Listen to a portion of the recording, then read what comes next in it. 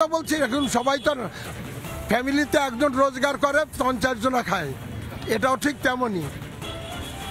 তেমনই আজকে যে কথাগুলো আমাদের সামনে যে আসছে এগুলো অতি অবশ্যই কিন্তু আমাদেরকে ভাবা উচিত যে আমি একটা মানুষ, এই মানুষের ধর্মটা কি? মানুষের ধর্ম সবার সঙ্গে মিলেমিশে থাকা, এটাই মানুষের ধর্ম, আমরা যেটা ভাবি।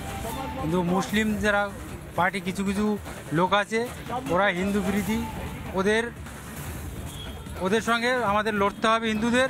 আমরা চাই ওদের সঙ্গে লড়ে ওদের লড়ালড়ির কথা কি বলছেন? উনি তো বলছেন অন্য কথা, আপনি লড়ার কথা বলছেন। না, লড়তে তো হবেই, নাহলে আমরা একতা হব কি করে? আমাদের হিন্দুরাই এক নেই। হিন্দুরা যদি সব এক হয় তাইলে আমরা সব কিছু জয় করতে পারবো। আমরা পারছি না সব একতা হতে, এর পিছনে অন্য যোগ লাগছে, এর পিছনে অন্য, এই কথাই সবাই হিন্দুরা সব এক নেই, এটাই হইলে মেইন।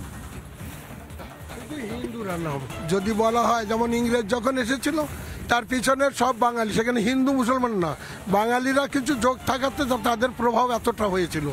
কিন্তু পরবর্তীতে যখন একবার মানে সমস্ত জাতিগতভাবে সবাই মিলে যখন উঠে দাঁড়িয়েছিল তখন কিন্তু ভারতের জয় হয়েছিল, তখন তারা বিতাড়িত হয়েছিল। ঠিক তেমনই একসময় হিন্দু মুসলমান এরকম থাকবে না, মানুষ জাগবে।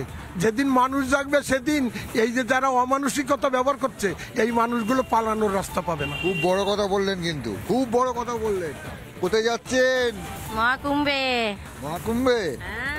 অনেক দিন দিয়ে আজকে আশা পূরণ করতে। শুনেছেন ঘটনা শুনেছেন? কি শুনেছেন?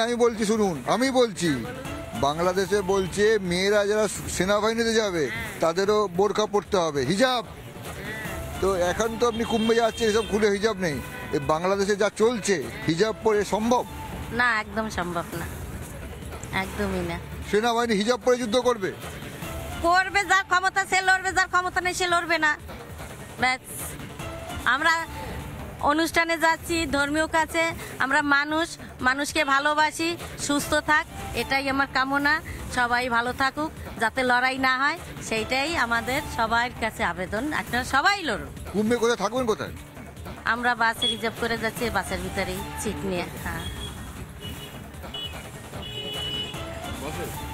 খাওয়া দাওয়া সব ওখানে? খাওয়া দাওয়া একদম ওখানে নিয়ে নিয়েছি। কালকে রাত 3টে তামাইতে আমরা সবাই সব কিছু জোগাড় করে 250-300 লোক যাচ্ছি, সবাই জেগে জেগে, ভাই বোন।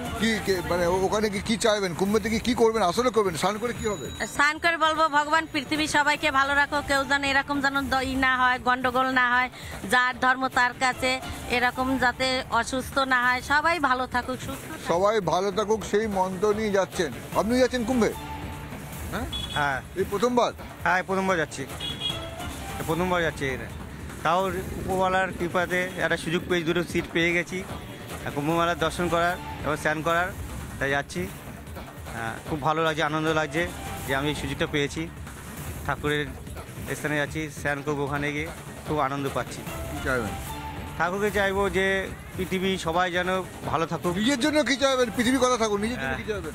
আমার জন্য কি চাইবো? আমার জন্য চাইবো যে আমার পরিবার সবাই ভালো থাকুক, আমার আশেপাশে আত্মীয় স্বজন সবাই ভালো থাকুক।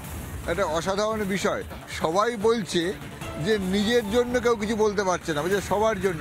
এখানে অসংখ্য মানুষ আছে যারা কুম্ভে যাচ্ছেন। কোথায় যাচ্ছেন? কুম্ভে যাচ্ছেন? এই প্রথমবার? হ্যাঁ, এই প্রথমবার। তো ওখানে তো কুম্ভে শুনেছেন কি হয়েছে? আপনি মমতা কুলকার্নির নাম শুনেছেন? সিনেমা করতো। হ্যাঁ হ্যাঁ হ্যাঁ হ্যাঁ হ্যাঁ শুনেছেন? হ্যাঁ।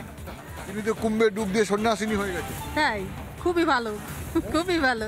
আপনি শুনেছেন না? আমি শুনেছি মমতা কুলকার্নির কি সিনেমা দেখেছেন?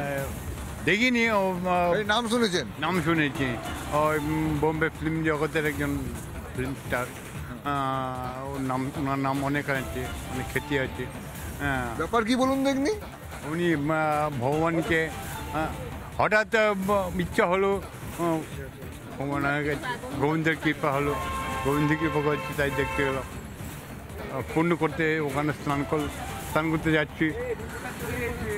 আরও অনেক লোক আছে, আমাদের সকলের সঙ্গে দেখা করছি, যারা এখানে মানুষজন আছে। কোথায় যাচ্ছেন? কুম্ভমেলা। খুব খুশি লাগছে। কতক্ষণে পৌঁছাবেন?